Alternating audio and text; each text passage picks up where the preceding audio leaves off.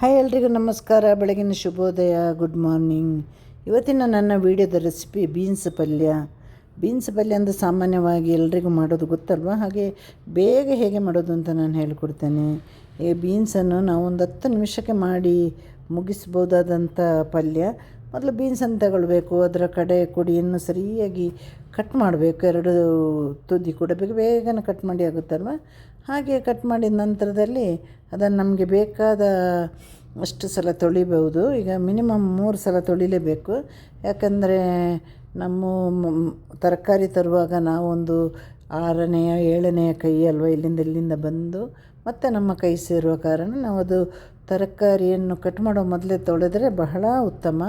ಯಾಕಂದರೆ ಕಟ್ ಮಾಡಿದ ಮೇಲೆ ಮತ್ತೆ ತೊಳಿಬಾರ್ದು, ಅಷ್ಟು ಕ್ಲೀನಾಗಿ ಸಿಗೋದಿಲ್ಲ ನಮಗೆ. ಹಾಗೆ ನಾನಿಲ್ಲಿ ಇದನ್ನು 3 ಬಾರಿ ಚೆನ್ನಾಗಿ ತೊಳಿತಾ ಇದ್ದೇನೆ. ಈ ಥರ ನಮಗೆ ಬೀನ್ಸ್ ಎಲ್ಲ ಕಡೆ ಕೊಡಿ ಕಟ್ ಮಾಡಿದ ಮೇಲೆ ಅದನ್ನು ತಿಕ್ಕಿ ತೊಳಿಬೋದು. ಯಾಕಂದರೆ ಎಲ್ಲೆಲ್ಲಿ ಈ ಒಂದು ಬ್ಯುಸಿ ಟೈಮಲ್ಲಿ ಎಲ್ಲೆಲ್ಲಿಗೆ ತರಕಾರಿ ಹೋಗಿ ಬರೋದು ಗೊತ್ತಿಲ್ಲ.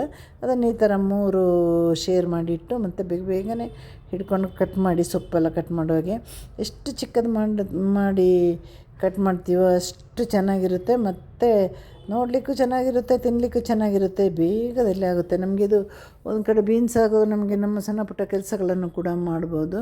ಹಾಗೆ ನಾನು ತುಂಬ ಚಿಕ್ಕದಾಗಿ ಕಟ್ ಮಾಡ್ತಾಯಿದ್ದೇನೆ. ಇಲ್ಲಿ ಅರ್ಧ ಕೆ ಜಿ ಬೀನ್ಸಿಗೆ ನಾನಿಲ್ಲಿ ಖಾರ ಕಮ್ಮಿ ಇರೋ ಒಂದು 7 ಹಸಿಮೆಣಸಿನಕಾಯಿ ಹಾಕ್ತಾಯಿದ್ದೇನೆ, ಉದ್ದದ್ದು. ಖಾರ ಜಾಸ್ತಿ ಇದ್ದರೆ ಒಂದು 3-4 ಹಾಕಿ, ಯಾಕೆಂದರೆ ತುಂಬ ಖಾರ ಆದರೂ ತಿನ್ನಲಿಕ್ಕಾಗಲ್ಲ. ಇದು ಖಾರ ಕಮ್ಮಿ, ಒಳ್ಳೆ ಸ್ಮೆಲ್ ಇರುತ್ತೆ ಹಸಿಮೆಣಸಿನಕಾಯಿ.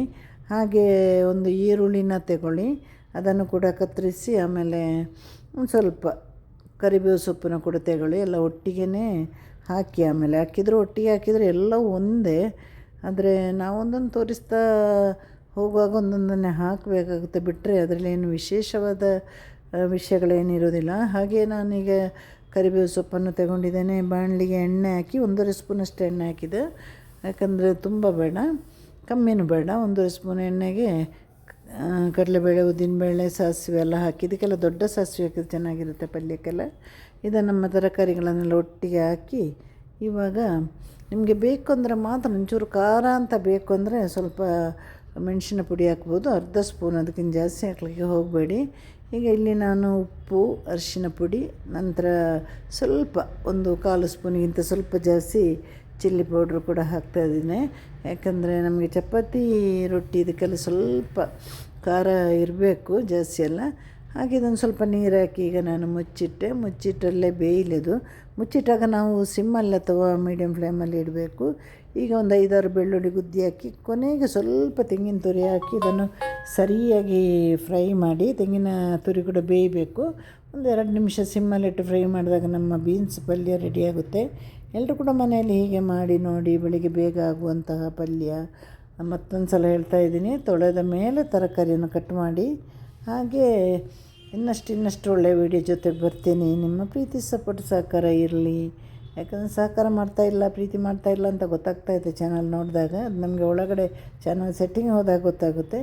ಹಾಗೆ ಇಷ್ಟ ಇದ್ದರೆ ನೋಡಿ, ನಿಮಗೆ ಇಲ್ಲಾಂದರೆ ಏನು ಮಾಡಲಿಕ್ಕಾಗಲ್ಲ. ಟಾಟಾ, ಬಾಯ್, ಸಿ ಯು.